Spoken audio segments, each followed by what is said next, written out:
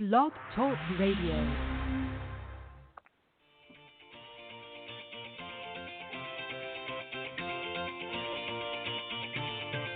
Good evening and welcome to Golf Talk Live. I'm your host, Ted Odorico, broadcasting live every Thursday, 6 to 8 p.m. Central from Panama City Beach, Florida, home of the world's most beautiful beaches.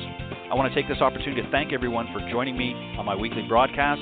Every week, I'll feature some of the best instructors, coaches, authors, and entrepreneurs in the golf business today. I begin with a great discussion on Coach's Corner, followed by an insightful interview with my special guest. So let's get started by introducing tonight's Coach's Corner panel.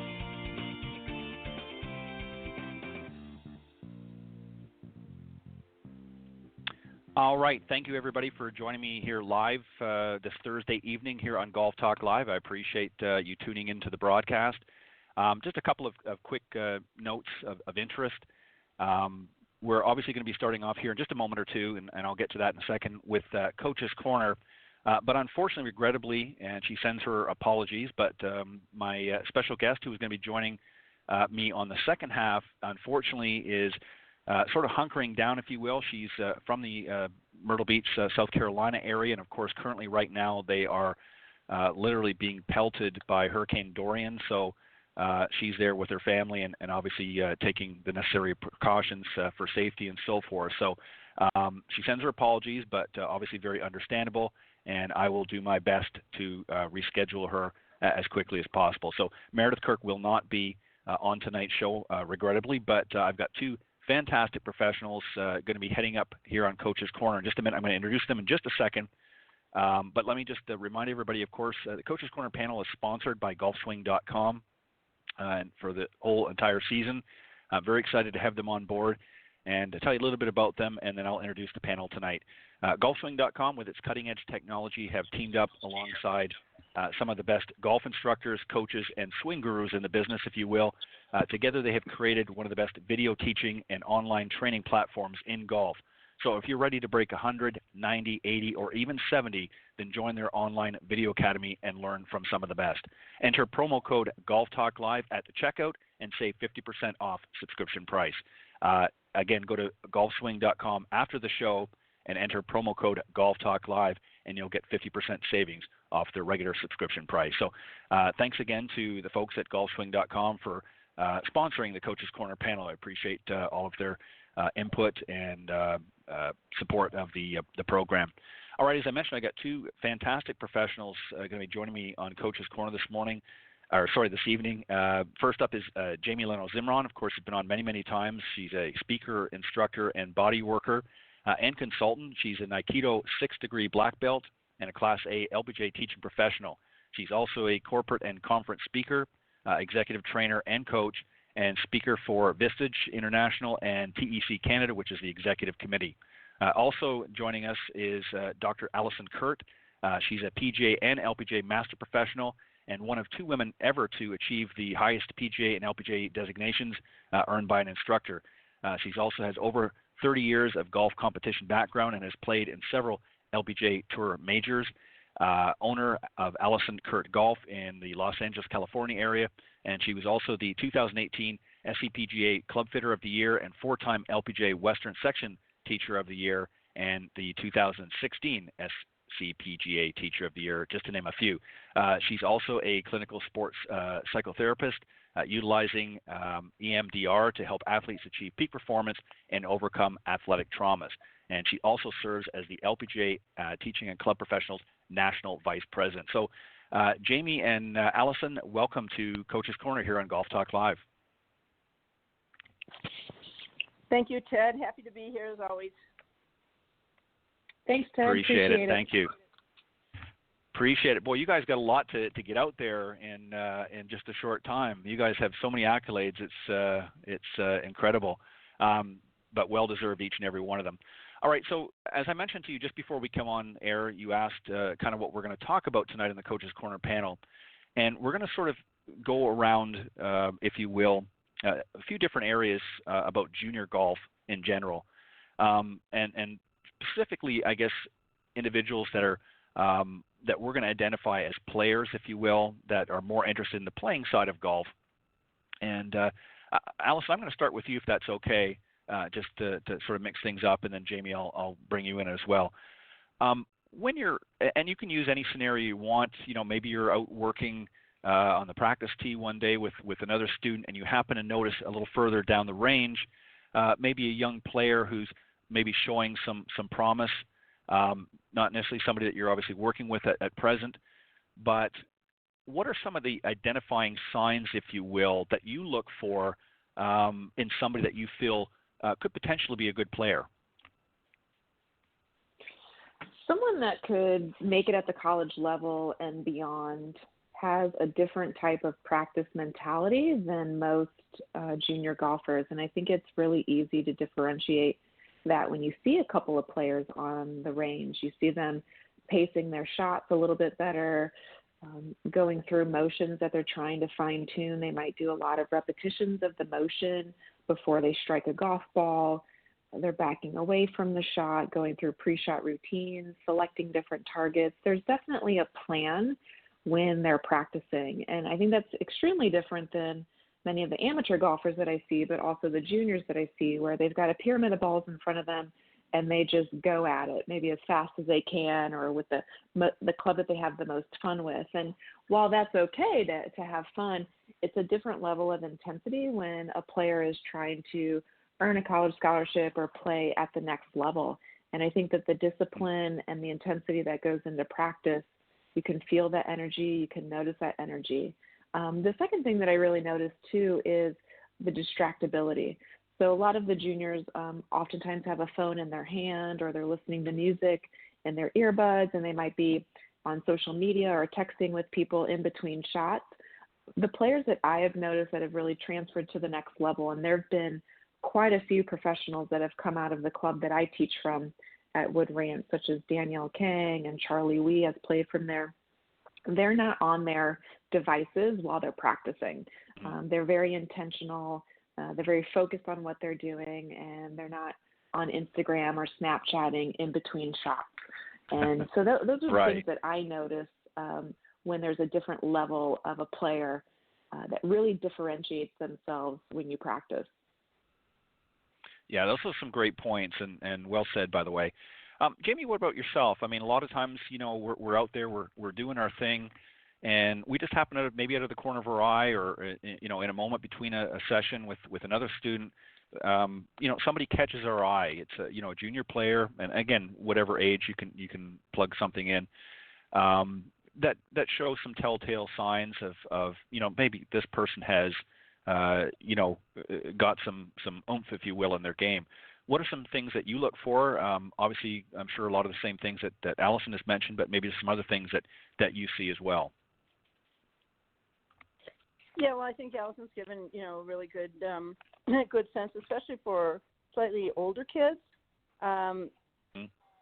In terms of sort of identifying kids, when they're really young, and in some of our younger junior programs, I think that, first of all, there's a sense of kind of a natural coordination and of, just really being able to swing the club, an eye for form, that they're able to either absorb instruction or watch others. They've watched good players, they watch on TV, they just kind of, just swing the club. It's just an amazing thing to see these really little bodies with amazing swings on them. So I think that's some of it. So, kind of an athleticism, a coordination. I think there's a real joy, a real love of the game, of golfing, of swinging, of hitting, of orienting towards targets and accomplishing what they're, trying to do, which would be to hit the shot here or chip to this flag on a chipping green or to a further hole, that sort of thing. Really making up games. I love seeing kids who are practicing together and they're making games up. So maybe they're making a little chipping and putting course, and you see a sort of competitiveness in a sense, just that desire to really excel, to win, maybe to beat the other guy or the other gal. But these are some of those sort of self-motivating factors that right. I think are quite noticeable. And though I think it's that sense of self-motivation and and wanting, really loving to put in the time of practicing. It's not a chore. It's something that they really enjoy. So those are some things that I notice in kids and younger kids that I say to myself, these are the kids to really that can really be going somewhere and who want to go somewhere, and who will be sort of especially fun to work with in terms of preparing for high school, college, and maybe beyond competition levels. Right. Well said as well, Jamie. And what I really heard from both of you is a couple of key areas. And first and foremost, there's a difference in focus with a lot of the junior golfers. Again, regardless of what level, when somebody sort of has, and I hate to use the word gift, but obviously there are some that are a little bit more gifted than others naturally, and then obviously some have maybe worked with somebody or had some good early instruction. So there's a definite difference in their focus. As Allison, as you pointed out, they're not playing around on social media or tweeting or doing whatever most people in that age group are doing. They're focusing on the task at hand. And then the other thing too that you both mentioned was really the motivation factor. Is they're very, very motivated in what they do, and they're there for a specific purpose. And they're practicing towards whatever goals that they may set, where, a lot of other kids just go out there and they're kind of do what we typically see is they kind of rake and hit balls and, maybe they're playing on their devices, as you both suggest, and they're not really, don't really seem to have a game plan. So there's obviously a definite identifying sign, if you will, of some of our better players. Jamie, I'm going to come back to you and we're going to sort of reverse the order here. So now we've identified an individual, again, whatever age level you want to plug in, that obviously shows those signs. How do we engage as coaches or instructors, without obviously being a little bit too overzealous? How do we engage first with the junior, and also the parents when we identify that there may be a potential? Doesn't necessarily have to be a tour player, but somebody that shows some strong intention of being a good player. How do we approach them and say, what, with a little more work, there's some great opportunities ahead for he or she, whatever the case may be? What are sort of the initial engagement do you think is appropriate? And should the parents be approached first before the junior? Well, I think in the real world, the way it works is that when when a kid or young person, a junior golfer has an ability, has potential, is those signs are already there, they tend to come for instruction, and the parents tend to. It's obvious, right? It's noticeable. So, right. My experience has been that they're already involved. Maybe they've already had some instruction, or they're just out there and go. They've been to a junior camp or junior program, and it's like, there's a special affinity and a special talent here for the game, or special interest in the game, and so it's not that hard for them to be coming and asking for instruction, and I think it's so important to develop the relationship. What's so interesting in golf to me actually is the intensity of relationship, whether it's instructor and student, caddy and player. These are really intense relationships, and they're kind of a lot of one-to-one coaching because it's not necessarily the golf team. And even by the time you get to teams, which would be more in high school and college, there's still a lot of one-to-one with the individual player in terms of individual improvement. So, I think that it's a lot about developing that relationship, developing a kind of communication, understanding the young person, what they really love about the game, what are some of their goals, what are their strengths, how do they like to practice, how do they learn. These are things we pay attention to with everyone.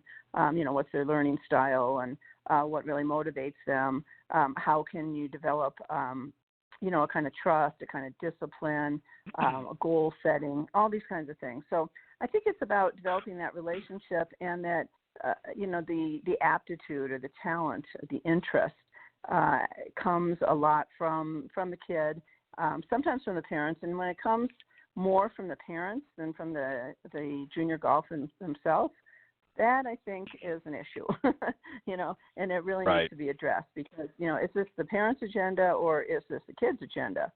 And it's also been interesting. Right. I've had some interesting experiences with kids who are playing other sports and maybe baseball or soccer or whatever, and they're also playing golf and they have some aptitude for all the sports they're doing. And, what makes it so that they may decide to choose golf. And that comes from them.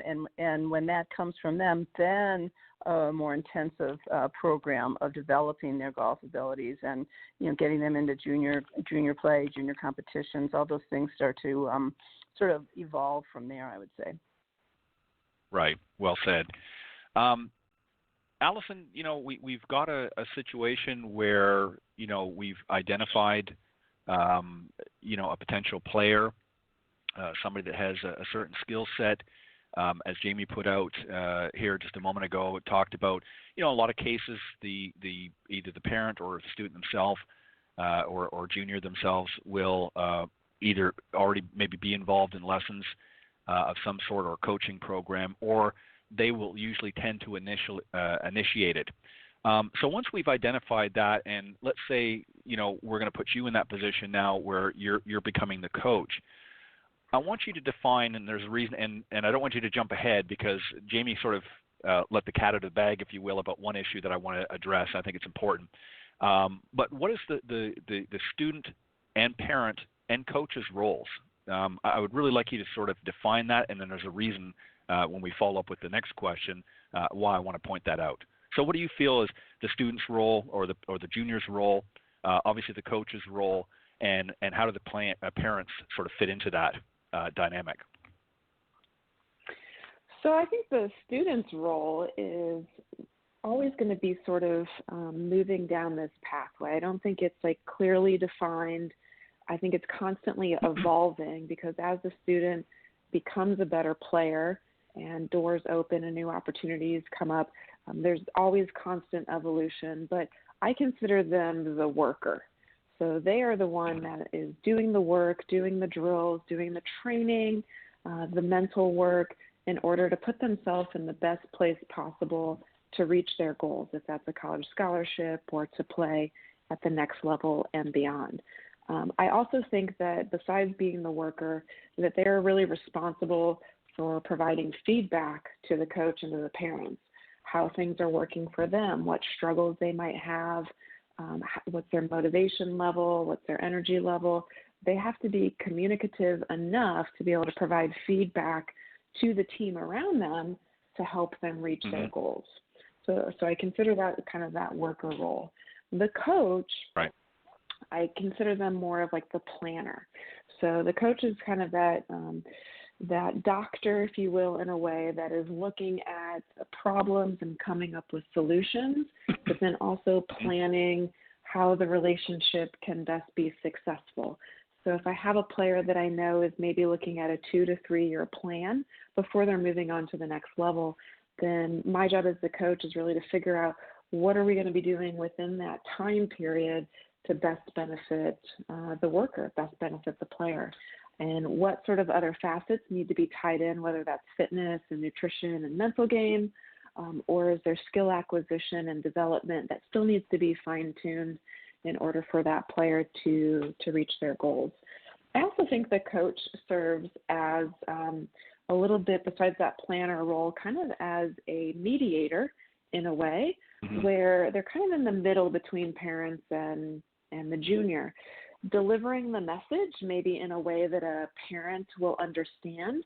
So also delivering messages to the junior in a way that they would understand. So let's say there's a hot topic that equipment needs to be covered, and maybe there needs to be an investment in equipment.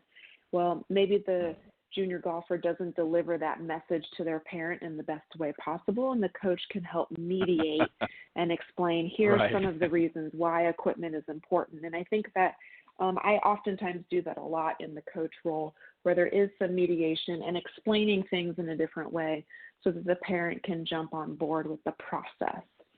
And then finally, I look at the parent as being a cheerleader. And if there's a good relationship between that trifecta, I think that it works very harmoniously.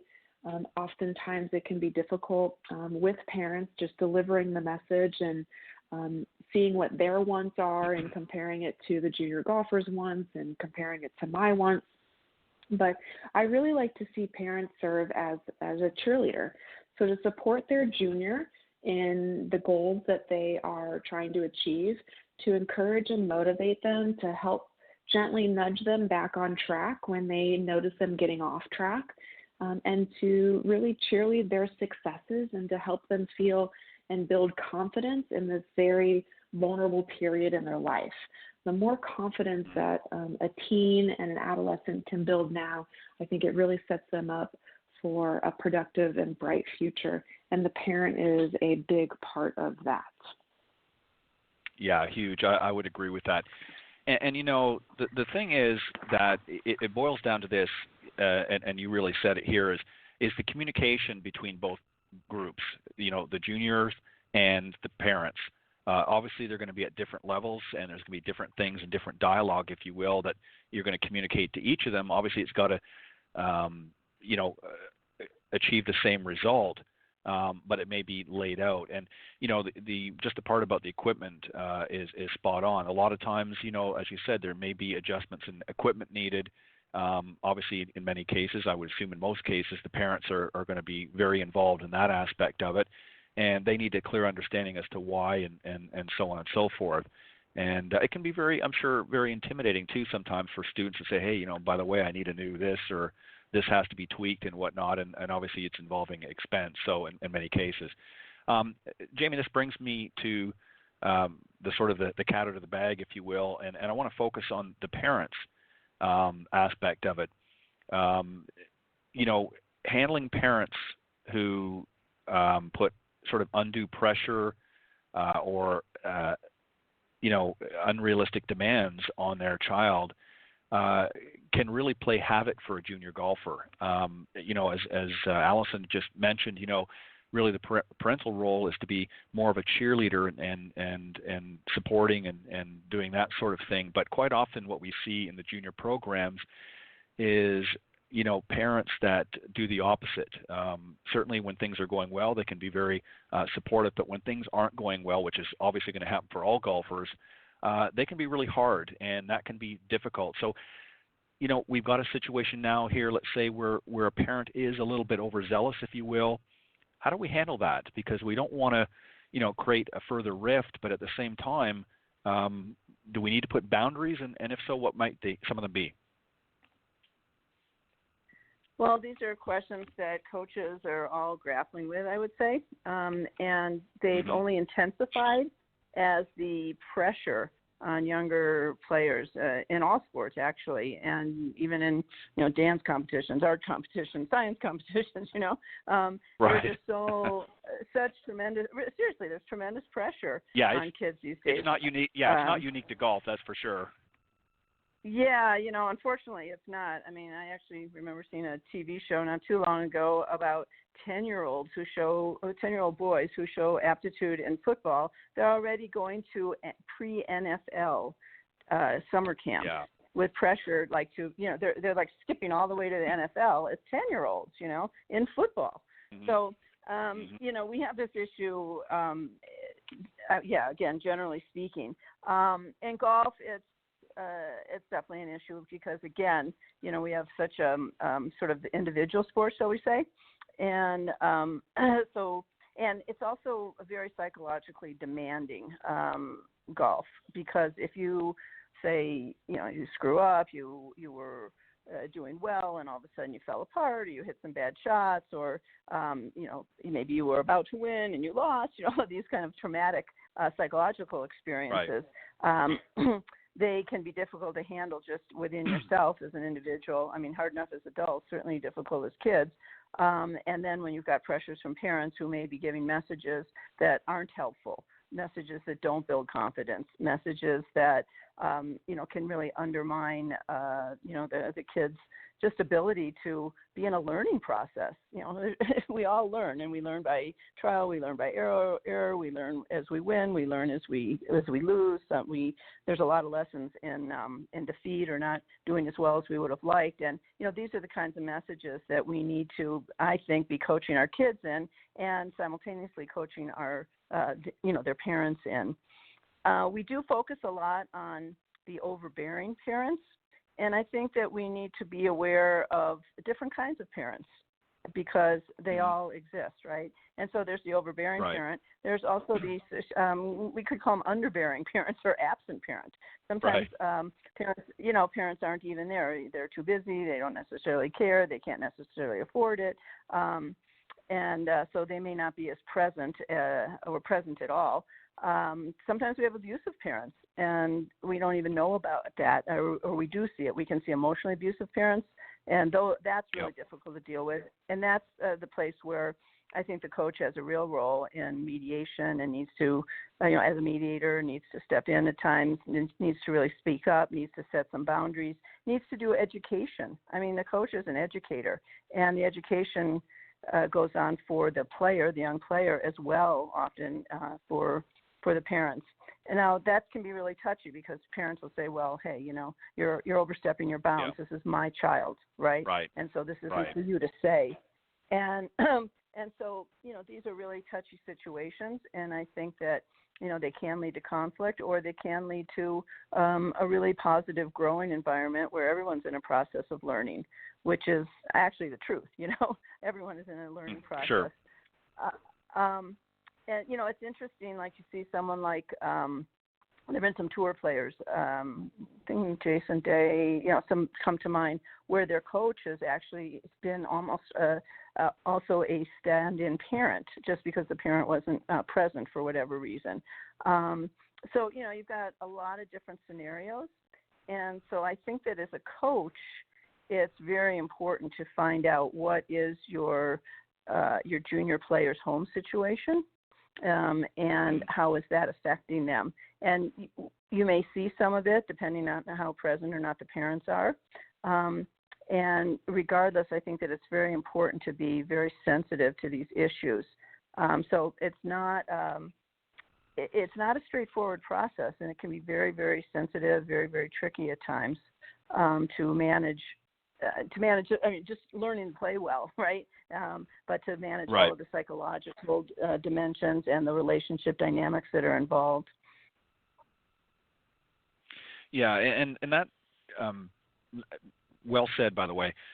That brings up a really myriad of things, and I mean, you could really discuss it for days with some of the issues and some of the different scenarios. And Allison, you deal with, as I mentioned in the opening credits, if you will, that, you deal with athletic traumas and things like that. But sometimes the mental trauma can be even worse than the physical trauma. I mean, obviously a wrist injury can create a whole scenario of problems with their golf game or hip flexors or whatever the case may be. But even some mental trauma, dealing with parents that are just pushing. And we know they mean well in most cases, but there's also another area too that sometimes parents can do more harm than good, and that is, as you pointed out earlier, part of the coach's responsibility is to plan, to sort of help plan for that success. And there are situations where you've come up with a game plan, you're now trying to implement it with the student or the junior, and the parents are sort of unraveling that plan. Well, no, you don't want to do that, and you should be doing this.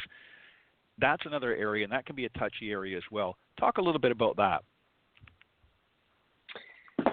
That's definitely a touchy area, and I've certainly experienced that over the course of my career. And I can't explain how frustrating it is when you have a really, really solid kid who's doing all the right things, and then an extremely difficult parent who it's just hard to get the message through.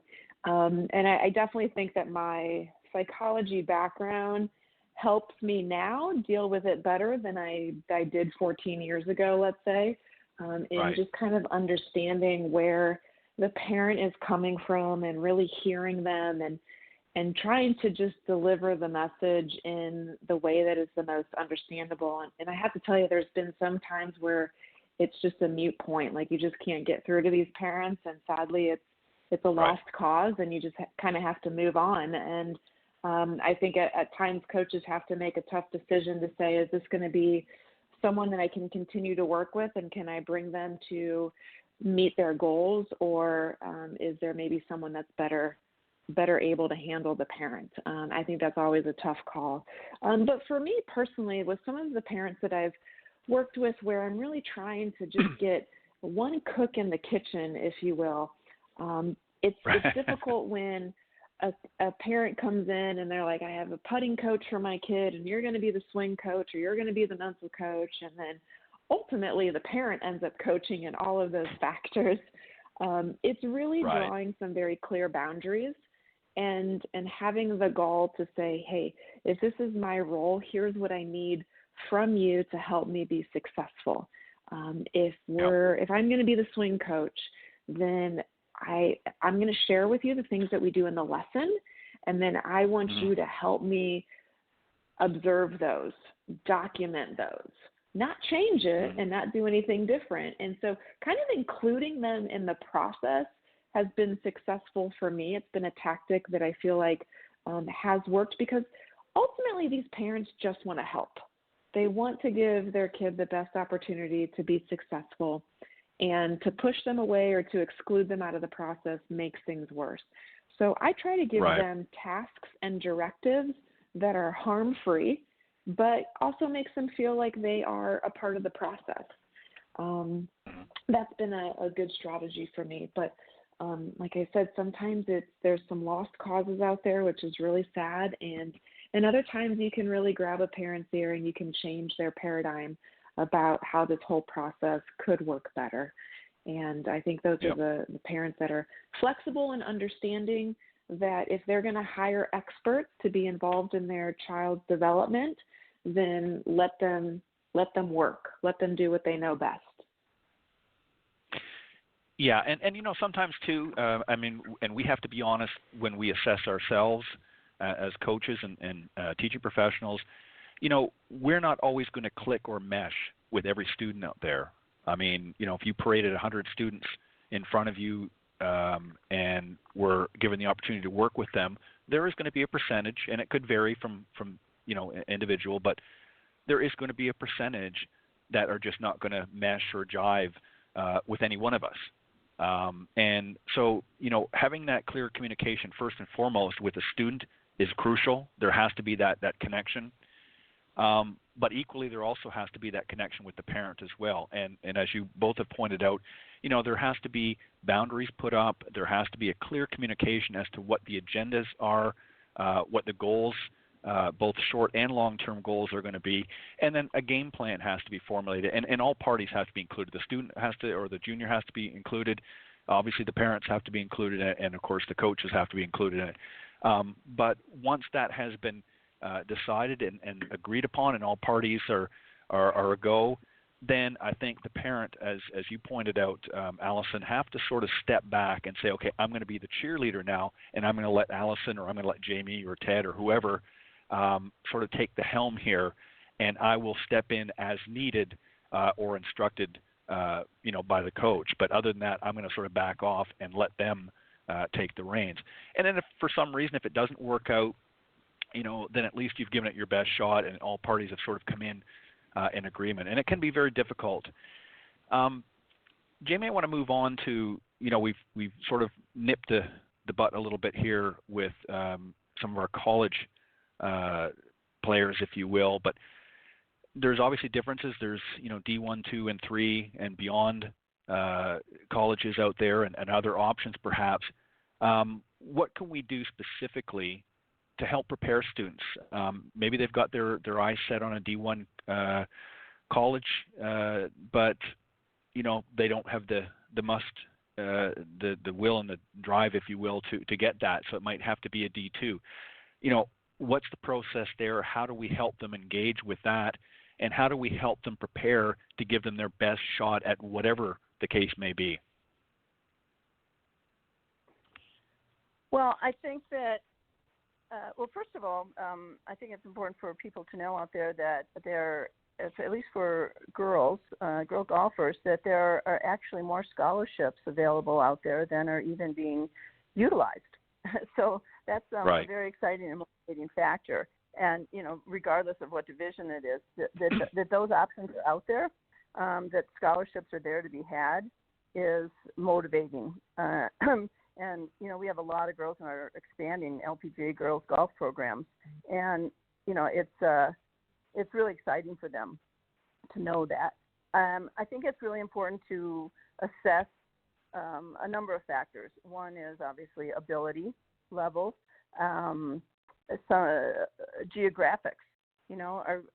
Is somebody willing to be far away from home? Do they want to be closer to home? There's economics.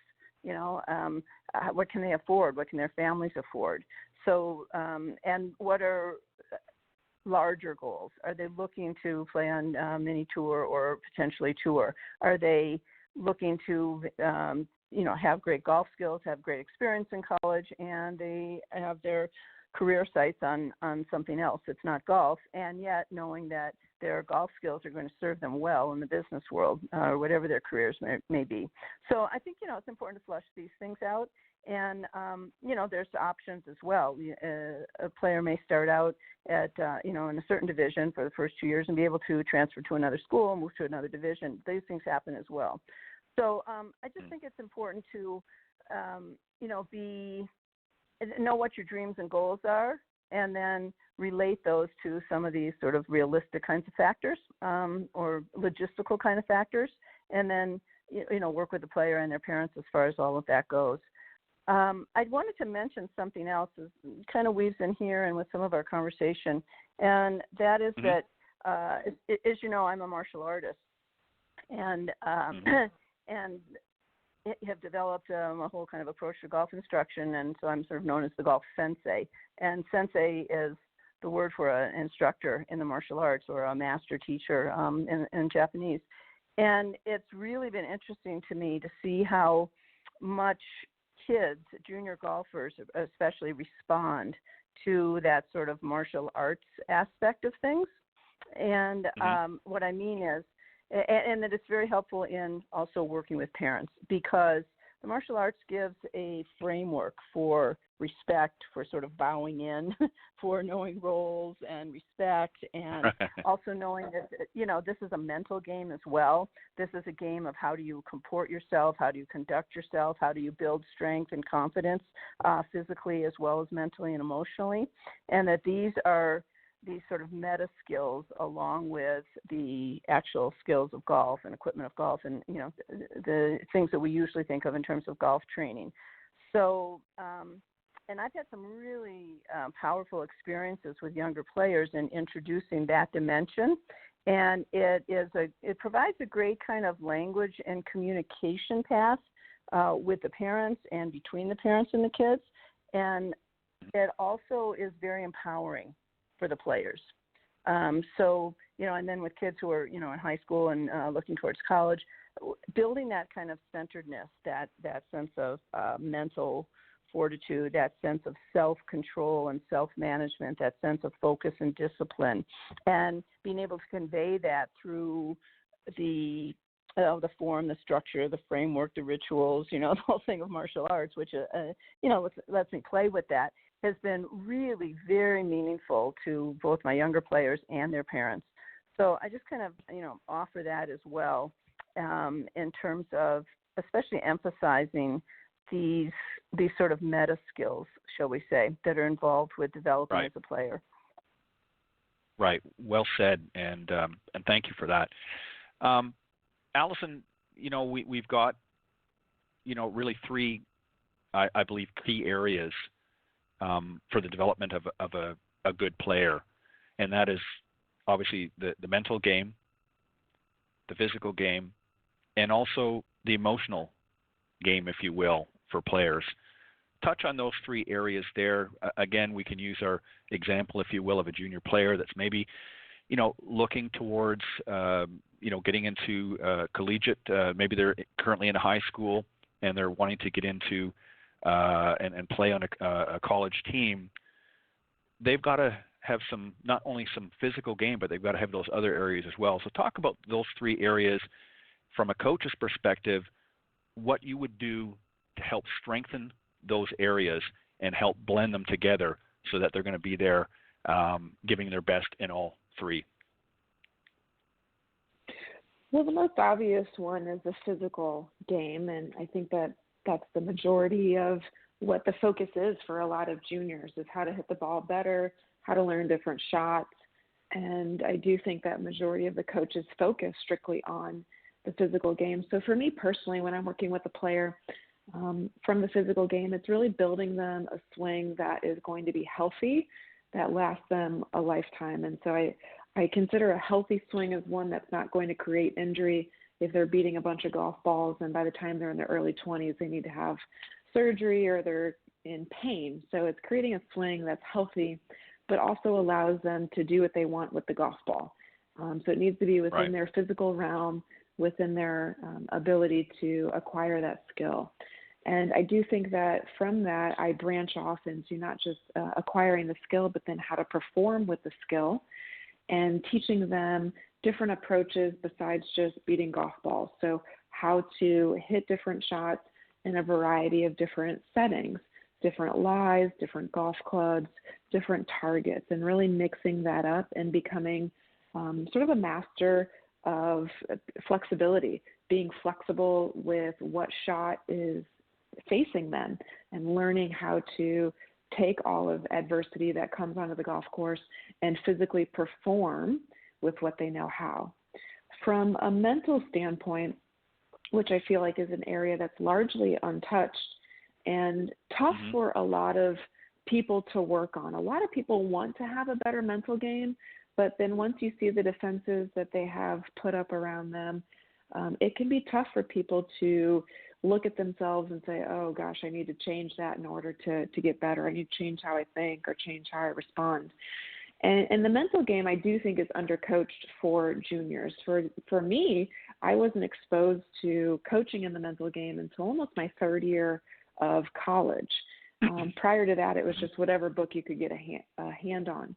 So if I'm going to be working with a kid that's moving on to the next level in college and beyond, the mental game would really be solidifying how they handle themselves, whether it's through a pre-shot routine, how they handle adversity, how they recoup after bad rounds or bad tournaments, the thoughts that they have on the golf course, imagery and visualization, and also the homework that they do at home to prepare for tournaments. So not just what happens on the course, but are they going through their yardage book and picturing their shots prior to going out to a tournament? Are they rehearsing their golf swing in their mind to create a solid concrete blueprint that they can follow? So the mental game from that really is very diverse in the areas that I like to address with the juniors. And the device that I prefer to use is Focus Band.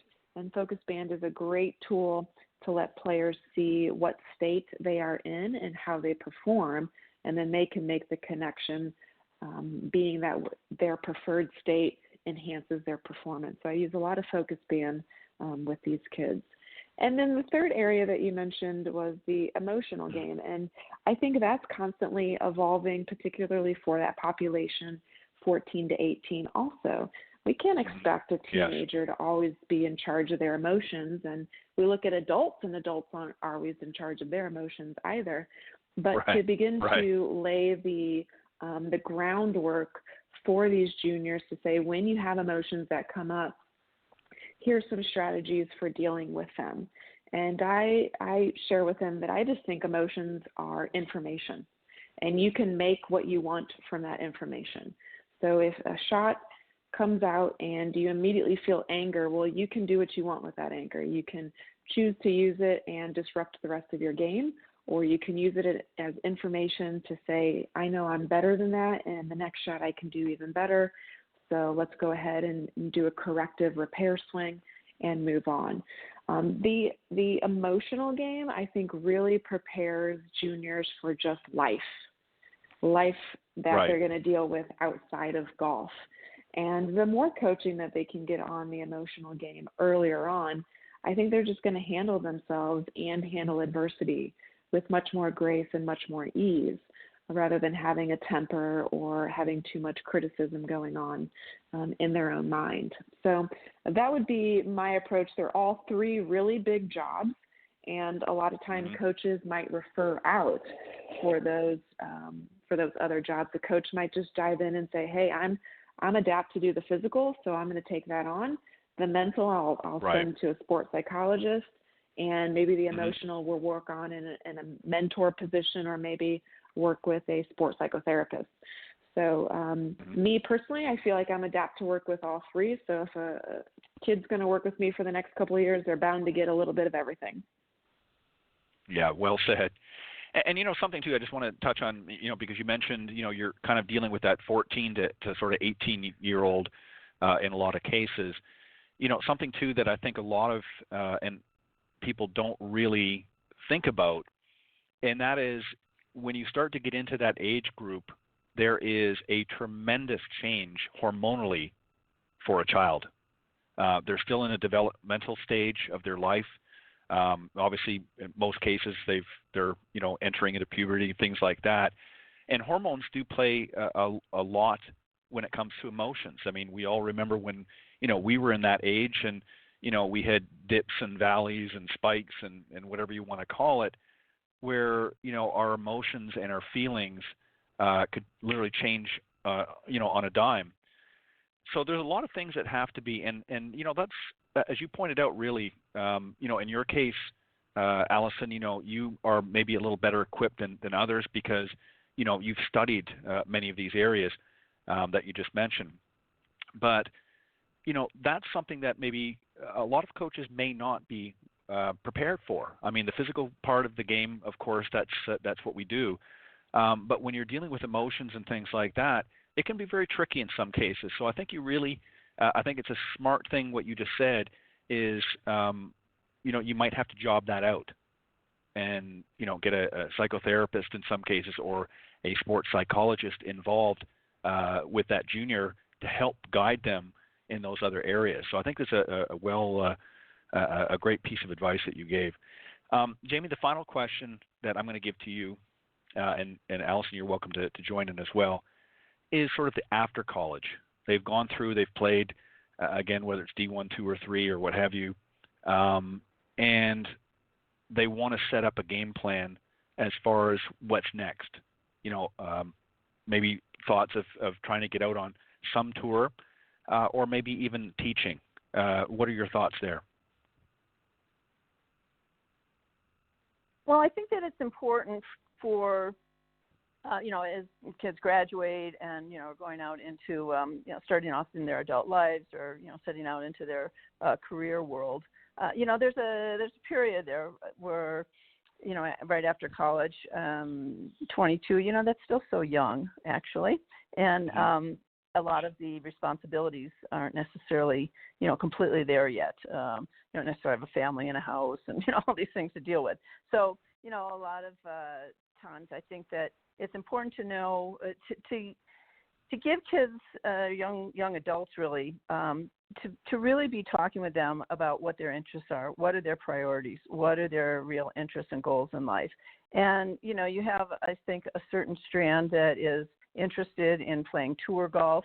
And so, there's a whole process for that and, getting out on mini tours, trying to qualify, what's Q school all about, these kinds of things.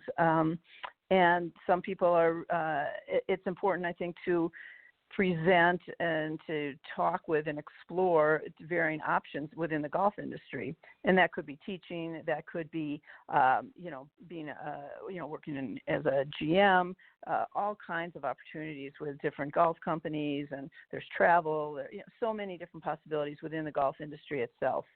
And then, of course, you've got, also just within the sports industry. Somebody might be interested actually in, for example, sports medicine and working on that level.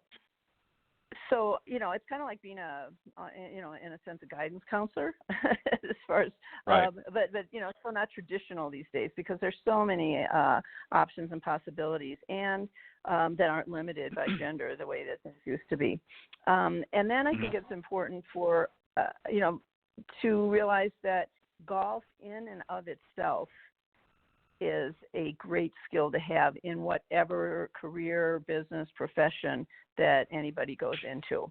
And, it was interesting. I was at a Stanford alumni event. This was maybe about 2 years ago. And there were players who, there are ones of us who played at Stanford over, I think, 4 decades. And so, in the 70s, 80s, 90s, and, in the 2000s. And at whatever age and in whatever profession, everybody agreed that having their golf abilities, having a great golf swing, knowing the game, being able to get out there and play as well and often better than their bosses and then the men involved in the industry, if it's this is with the women, that this is just this is a tremendous advantage that you have already from what you've done so far as a junior golfer and then as a college player. So, I just think that it's really great to be aware of the confidence, the life skills, the mental and emotional self-management that you've gained through your junior golf career and how that can serve you depending on what your goals are. So, I just think it's a really individual matter, but there's so much potential out there, and that golf has been a great training grounds as a young person, from a younger kid and up through young adulthood. It's just been a tremendous training grounds, and there are some who may go on to tour. That would be tremendous, but there's so many other ways that golf actually serves a young person. Yeah, and something interesting you mentioned, particularly, and obviously for any golfer, but particularly for women, because it in some ways it's still, for a lot of women, it's still fairly new to them. Even though we've had some great representation over the decades with the LPGA and that, but for some of our working women out there that are, maybe in an environment where a lot of the men that are in the company go out and play golf, whether it be recreational or through business connections. And it's amazing how many I've spoken to over the last, decade or so that said, I kind of felt out of place. The guys were kind of talking around the typical coffee machine, and they were talking about their weekend golf, and I kind of felt left out because I didn't know enough about it. And interesting enough, many of them now that have gotten into it understand what it is that golf can do, the doors that it can open up, as you suggest. It's not just always, I think a lot of people, and this is a misconception, I think, that, when they see golf on TV, of course, we're seeing the best of the best all the time. So people can't really identify with that. They're not going to be the next Tiger Woods, or they're not going to be, Annika Sorensen or some of the young guns coming up now. But golf can have a role in their life in so many different ways. So I think the message that I would really like to see the golf industry put out there is not just about tour life, but golf in general, what the doors that it can open up for you, both business and even personal and social. I mean, some of the great social, environments and opportunities that it can create as well. So I think there's room for a lot of things, and Jamie, you really touched on a few of them right there. Allison, is there anything that – sorry, go ahead. Oh, just real briefly, and I know you want to get to Allison. I remember at this particular Stanford event, we had Condoleezza Rice, who's a professor now at Stanford, come and talk with us for about an hour. And, Condoleezza Rice is not a great golfer, and I don't even think she started golfing as a kid, but she absolutely loves the game, and she's been working on her game, right? Look at the doors that it has opened for her. I think she became the first, or one of the very first women who was, became a member at Augusta. So, yes, she was. It's not necessarily always about being the best player, but the opportunities are just tremendous. And golf, I can't overemphasize enough the tremendous training grounds that golf is, and sports in general, and golf in particular, as we're moving towards adulthood, as young people are moving towards adulthood. Yeah, I couldn't agree more. And Allison, just to sort of piggyback on that a little bit, I mean, obviously, we want to encourage in whatever direction they want when somebody's coming out of college and they've had that opportunity to, whether it be through a scholarship or what have you, they've played with their teammates on their college team. They're very excited about that. I'm sure you've had some opportunities over the years to work with individuals like that have decided, okay, what now? Maybe they've got aspirations of getting out on one of the tours in some fashion, or maybe not. Just walk us through that a little bit, maybe some of the examples that you've come across and what you try to do to help guide them one way or the other. Well, most of the students that go through college that I've worked with, college is sort of that end point in their golf career. I had a few stars that after college continued to pursue Symetra Tour, Cactus Tour, and one has actually received her card on the LPGA, so she's going on her rookie year right now. And I think that golfers have to look at this as being like a very small percentage. I think the stats for someone to get a collegiate scholarship, it's like the top 5%, if you will, of all students across the country. And then from students who have scholarships that are playing collegiately, who then move on to professional sports, it's like the top 1%. So it's a very, very small percentage. And for the people who have invested all of their life and their collegiate career to playing golf and know that professional golf is not going to be the next step for them, it can sort of be this grieving process of like, what do I do now? Like I've spent so much time, I've worked so hard, and now golf is over. And many of them find solace in joining the PGA or the LPGA and continuing to have a career in golf. And many of them end up going along their degree studies and just including golf as part of their weekend hobby or becoming a club member, starting a family, and then kind of having the younger generation take up golf. Golf still stays, I think, with us. It never goes away. And even a player who maybe goes to Division III and had a great time and is going to be a personal trainer ends up somehow including golf in their world for fun, for fitness, for socialization. So I support that. And it's certainly, I think, sad to see the end of a training relationship. So a kid who you've coached all the way through college, and now it's just they're doing it for fun and there's no real motivation to have lessons and training. I think that's sad, but it's very rewarding to see these individuals turn into young adults and to do something really cool with their lives. For that very small percentage that ends up going to play on the next level and play professionally, the coaching relationship continues, and I think it gets a little bit more in depth just because there's so many more nuances that have to be managed when you're trying to play at the professional level. I've had a couple of experiences like that in my career, which is really fun to see players really strive to try to make it, and it's fun to coach them. Yeah, and well said. And ladies, the thing is that no matter what path the individual takes, it's fun to be a part of it. It's certainly great to help mold, if you will, that individual in a direction that is obviously, regardless of whether they are the next best thing out on tour or not, that they've developed the skill in a game that can really benefit them in so many different ways and become a part of their life. And I really have yet to meet anybody who, again, regardless of what path they've taken, that certainly has had their share of frustration, as we all do with this game, because it can be frustrating at times, but it can also be equally rewarding in many other ways. So it is a difficult game at times. It's not always easy to learn, and sometimes it can be challenging to even make changes.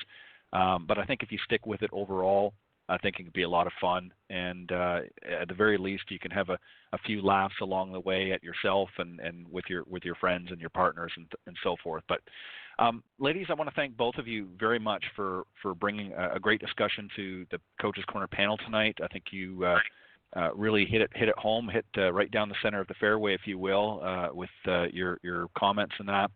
And I want to just give very quickly, Allison, I know you got to run, so I'm going to let you go first. But Allison, if you want to just let the folks know if they want to reach out to you and communicate with you, what's the best way to do that? And then Jamie.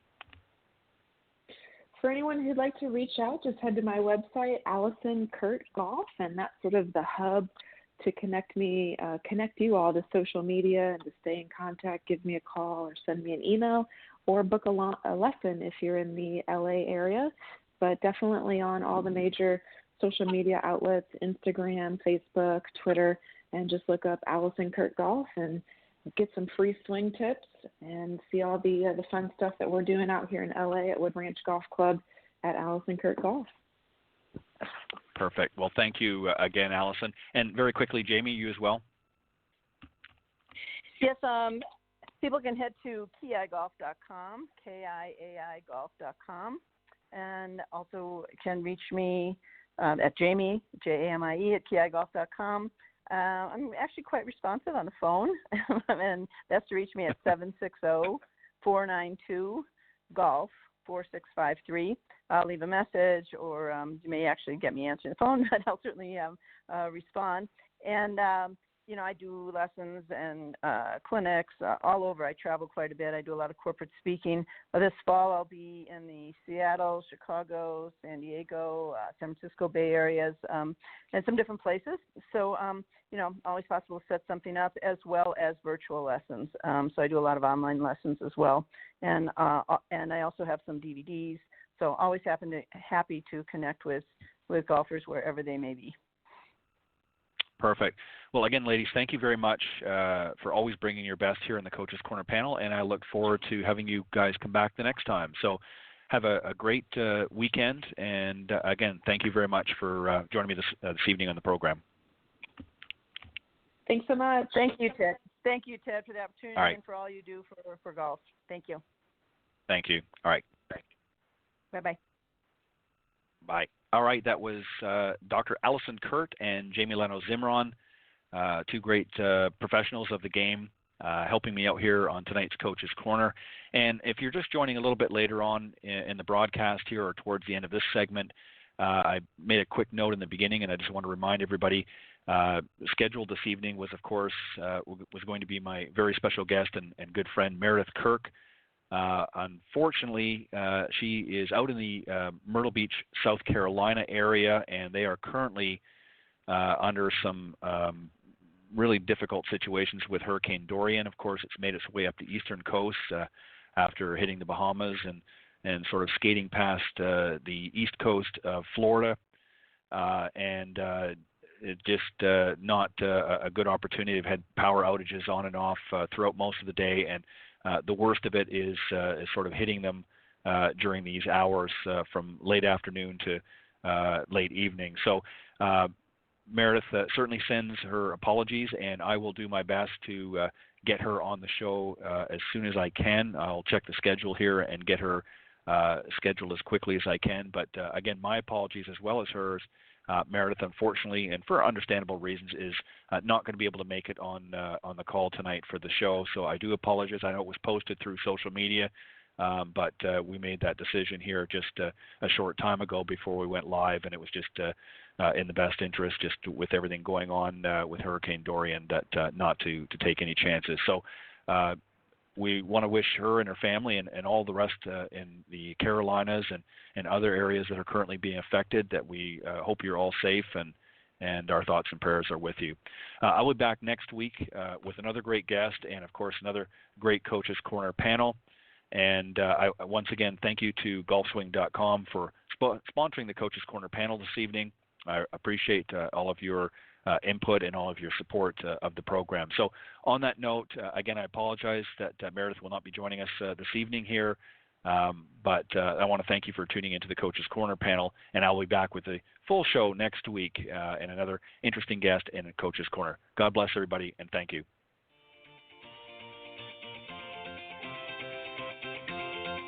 Thanks for listening to this evening's broadcast of Golf Talk Live.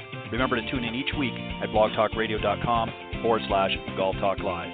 If you can't join us live, check out the on-demand section for previously aired broadcasts, or listen on any of the following social media platforms: iTunes, Stitcher, TuneIn, CastBox, TalkStream Live, and of course, Spotify.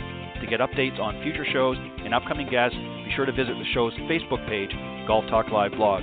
You can also follow me on Twitter at Ted and Buck CEO. Remember to join me live each week for another great broadcast of Golf Talk Live. See you next time. This has been a production of the iGolf Sports Network.